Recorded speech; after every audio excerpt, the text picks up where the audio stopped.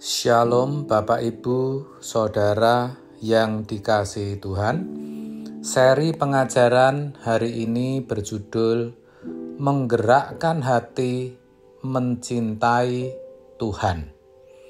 Kalau dikatakan dalam Roma 8 ayat 28, kita tahu sekarang bahwa Allah turut bekerja dalam segala sesuatu untuk mendatangkan kebaikan bagi mereka yang mengasihi Dia, yaitu bagi mereka yang terpanggil sesuai dengan rencana Allah.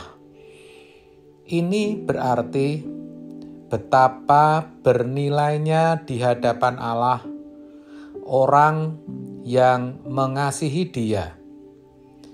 Jadi, orang yang mengasihi Tuhan pasti dibuatnya beruntung, pasti diberkati Tuhan, pasti dilindungi dan pasti diangkat Tuhan dalam kemuliaan.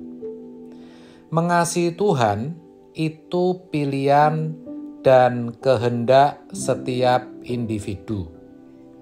Tuhan tidak menciptakan manusia seperti robot yang diatur oleh remote, oleh sesuatu atau pribadi dari luar. Kalau manusia dalam setiap keputusan, tindakan, dan nasibnya diatur dan ditentukan oleh sesuatu dari luar dirinya, maka ia tidak perlu bertanggung jawab. Padahal firman Tuhan mengatakan berulang-ulang bahwa manusia harus mempertanggungjawabkan hidupnya kelak di hadapan Tuhan. Ini berarti manusia memiliki kehendak bebas. 2 Korintus 5 ayat 10 mengatakan, sebab kita semua harus menghadap tahta pengadilan Kristus, supaya setiap orang memperoleh apa yang patut diterimanya, sesuai dengan yang dilakukannya dalam hidupnya ini, baik ataupun jahat. Itu berarti setiap individu harus bertanggung jawab atas perbuatannya sendiri sesuai dengan yang dilakukannya dalam hidupnya ini, baik ataupun jahat. Jadi, tidak ada faktor di luar yang menentukan nasib setiap orang. Setiap orang menentukan nasibnya sendiri. Dengan kata lain, manusia diberi kedaulatan oleh Allah untuk mengatur dirinya dan menentukan nasibnya atau keadaannya. Maka, apakah seseorang mau mengasihi Tuhan atau tidak? Itu tidak tergantung siapapun, bahkan juga tidak tergantung Tuhan, tapi tergantung dari dirinya sendiri. Tuhan yang agung tidak mungkin memaksa seseorang untuk mencintai dirinya. Jangankan Tuhan, saudara, manusia saja yang bermoral dan berintegritas pasti tidak akan memaksa orang untuk mencintai dirinya.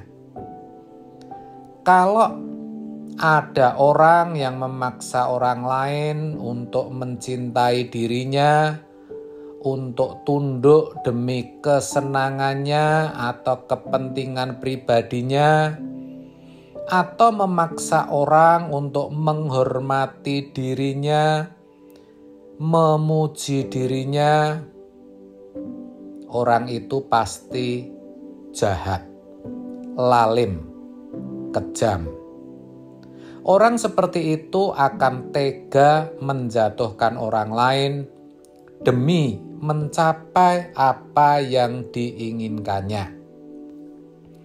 Dengan demikian, kita sendirilah yang harus menggerakkan hati kita untuk mencintai Tuhan. Kalau firman-Nya mengatakan, kasihilah Tuhan Allahmu, itu berarti kita harus menggerakkan diri kita untuk mencintai Dia. Sesungguhnya ini prinsip penting. Kita mau mengasihi Tuhan atau tidak, tergantung diri kita sendiri. Dan satu hal, bahwa mengasihi Tuhan itu merupakan proses bertahap, di mana cinta itu bisa menjadi matang atau dewasa. Maka jangan sampai kita menjadi pasif. Intinya yang pertama, kitalah yang harus menggerakkan cinta kita. Yang kedua, cinta itu harus kita dewasakan. Pertanyaannya, apakah kita sudah menggerakkan cinta kita kepada Tuhan? Sebab banyak hal di sekitar kita yang bisa membuat kita terpesona dan jatuh cinta.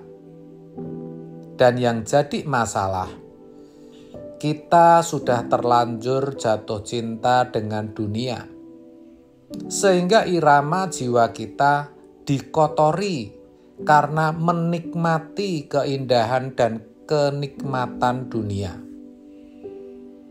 Padahal firman Tuhan berkata, barang siapa mencintai dunia ini dan apa yang ada di dalamnya, cinta Bapa tidak ada pada orang itu. Jadi tidak ada hati untuk Bapa. Karena apa? Hatinya telah terisi untuk dunia.